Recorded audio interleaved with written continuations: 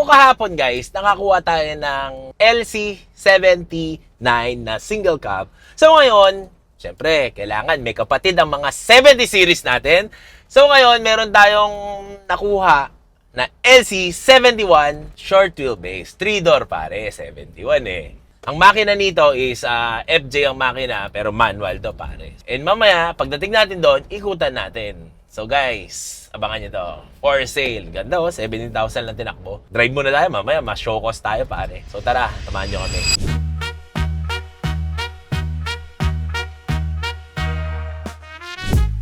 So guys, kahapon, kasama natin yung 79. Puro tayo sa mga single na lang pare kasi nakaraan. Pick up. Dito naman tayo sa Wagon. Kung nakaraan, may 79 tayo na double cab. Dati, may 7069 na double cab. So ngayon, kailangan natin para makompleto ang ating mga koleksyon ng ating mga gallery, ng ating mga Land Cruiser. Dapat may short wheelbase din tayo. Meron tayong mga single cab, ganyan. So, this is LC71, short wheelbase na 3-door. Kakukuha lang natin sa kanya. Ang makina nito is pang FJ Cruiser. Kasi 4.0 V6 engine to guys. So ayan, naka-TE lang siya. May PIA na fog light sa baba. All stock lang siya guys. Naka-body color lang yung mga bumper, harap-likod. And naka-suspension. I think ang suspension nito is B51. So yung mags na naka-T37 tayo na OG. Siyempre, alam mo naman mga stock mags natin is mga T37 lang. Oh, wait guys.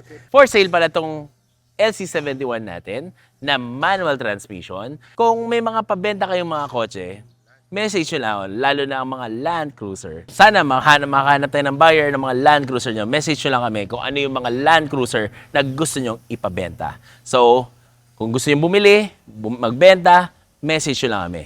Let's go. Op! Pare! Ganda ba?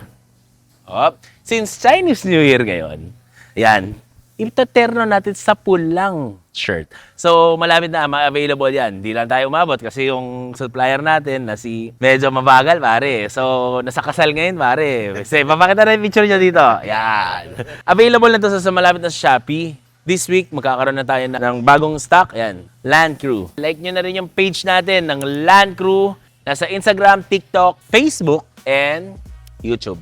So, ililink na lang namin yan sa bio, guys. By the way, meron kaming gagawing vlog. Patrol versus Land Cruiser.